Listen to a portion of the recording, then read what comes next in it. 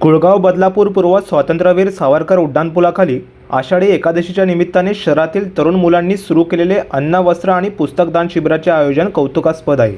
तरुण विद्यार्थ्यांनी एकत्र येऊन शहरातील गोरगरीब गरजवंतांना उपासमारीची वेळ येऊ नये, तसेच शिक्षण घेत असताना शैक्षणिक साहित्याची उणीव भासू नये, तसेच रोजच्या उपयोगाच्या कपड्यांची देखील मदत मिळण्यासाठी स्थानिक नगरसेवक संभाजी शिंदे आणि त्यांच्या पत्नी उर्मिला शिंदे यांच्या मार्गदर्शनाखाली अन्न वस्त्र पुस्तकदान शिबिराचे आयोजन केले आहे।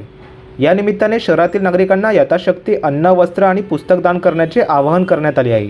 तरुणांनी सुरू केलेला हा उपक्रम यापुढे असा सुरू राहणार असून या सर्व उपक्रमाचे नियोजन देखील हे तरुण सातत्याने राबवणार आहेत। यामुळे शहरातील गरजवंतांना मोठा दिलासा मिळणार असल्याचे नगरसेवक संभाजी शिंदे यांनी म्हटले आहे।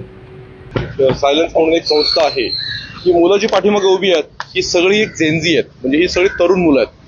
सगळे 12वी झालेले आहेत, आता FYला बीटेकला ॲडमिशन घेतलंय, कुणी इंजिनिअरिंगला ॲडमिशन घेतलंय, कुणी आर्ट्सला ॲडमिशन घेतलंय। ह्या मुलांच्या डोक्यामध्ये कल्पना आली अतिशय चांगली, ही IIT पवईशी रिलेटेड सुद्धा सगळी मुलं आहेत आणि यांच्या मनामध्ये एक आयडिया आली की आपण या बदलापूर शहराला हंगर फ्री करण्याचा, त्याच्याप्रमाणे पुस्तकप्रेमी करण्याचा आणि या लोकांना, जे गरीब लोक आहेत त्यांना कपडे आपण देऊ शकतो का या देण्याच्या बाबतीमध्ये संकल्पना त्यांच्या मनात आली आणि ती संकल्पना त्यांनी मला सांगितली आणि त्या अंतर्गत आज जो हा कार्यक्रम आहे, आज आषाढी एकादशी आहे। सर्वप्रथम मी आषाढी एकादशीच्या मनपूर्वक शुभेच्छा देतो।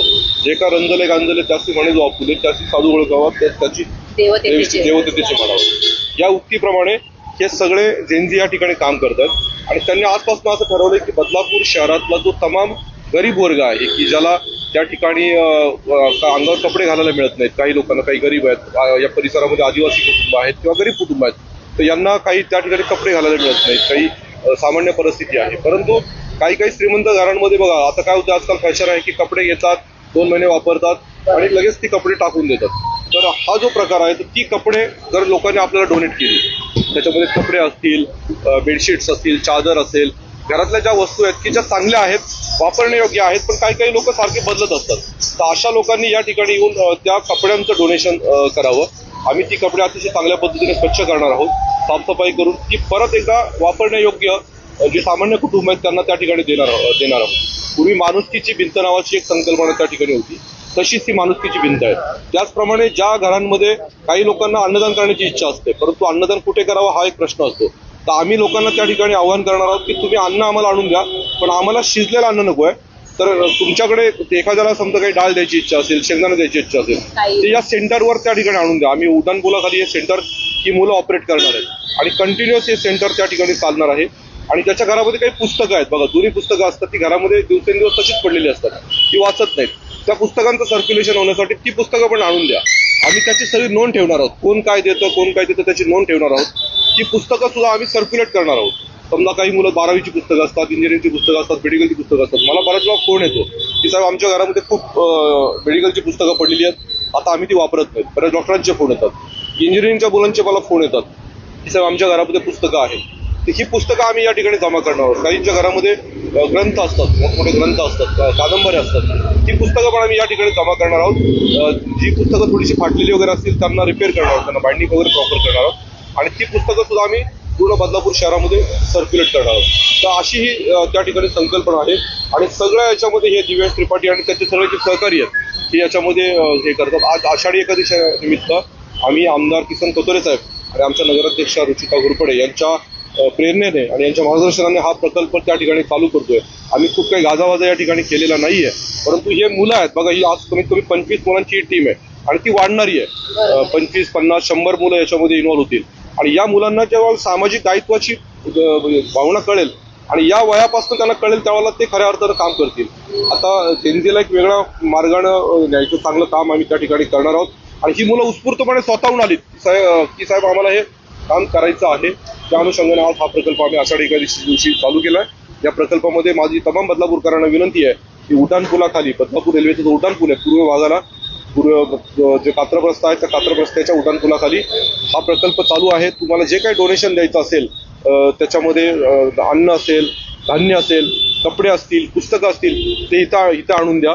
इथं हे व्हॉलेंटियर्स कंटिन्युअस बसणार आहेत सकाळी 10 ते रात्री 10 वाजेपर्यंत आणि तुम्ही आणलेल्या वस्तूंची नोंद त्या ठिकाणी ठेवली जाणार आहे। तुम्ही आणलेली वस्तू कुणाला दिली हे सुद्धा आम्ही त्या ठिकाणी सांगणार आहोत, कुठल्या एरियामध्ये दिली, कुणाला गरजूला दिली ते पण त्या ठिकाणी सांगणार आहोत। एक चांगला प्रकल्प करण्याचा प्रयत्न आज आषाढी एकादशीच्या निमित्त आम्ही त्या ठिकाणी चालू केलेला आहे. नमस्कार, मी सौ उर्मिला संभाजी शिंदे, भारतीय जनता पार्टी समाजसेविका. आपल्या मुरबाड मतदारसंघाचे आमदार किसन कथोरे आप्पा यांच्या मार्गदर्शनाने आणि कुळगाव बदलापूर नगर परिषदेच्या नगराध्यक्षा सौ रुचिता घोरपडे यांच्या मार्गदर्शनाखाली आज सर्वप्रथम सर्व भाविकांना आषाढी एकादशीच्या मनपूर्वक शुभेच्छा आणि fearless soul national entrepreneurship challenge 2026 E Cell IIT Bombay यांच्या थ्रू जे इंजिनिअरिंगमध्ये मुलं अभ्यास करतायत त्यांचा असा मानस आहे की जे तुमच्या घरामध्ये ज्या गोष्टी लागत नाही, ते जे सुकं अन्न असेल, जे वापरलेले कपडे असतील, जी वाचलेली पुस्तकं असतील, अशा गोष्टींना तुम्ही या मुलांना दान करा. या मुलांची 30 जणांची आता ते सभासद आहेत आणि त्या सभासदांचा असा विचार आहे की त्यांच्याकडे आलेल्या प्रत्येक गोष्टीचे ते नोंद ठेवणार आहे. त्यांना कोणी किती कपडे दिले आणि त्यांनी कोणाला किती कपडे डोनेट केले या सर्वांचा त्यांच्याकडे लेखाजोखा असणार आहे. आज या दिवशी सर्वांना सर्वप्रथम सुरुवात करून दिलेली आहे. नमस्कार पहिल्यांदा सगळ्यांना. फेअरलेस सॉल एक नॅशनल एंटरप्रेनरशिप चॅलेंज आहे IIT बॉम्बे ई-सेलचं. फेअरलेस सॉल त्याच्यामधलं एक ऑर्गनायझेशन आहे. फेअरलेस सॉल मधले काय, आम्ही सगळे टीम मेंबर्स आहे. त्याच्यामध्ये आम्ही खूप सारे ऑफिशियल मेंबर्स आहे जे सगळे काम करतात.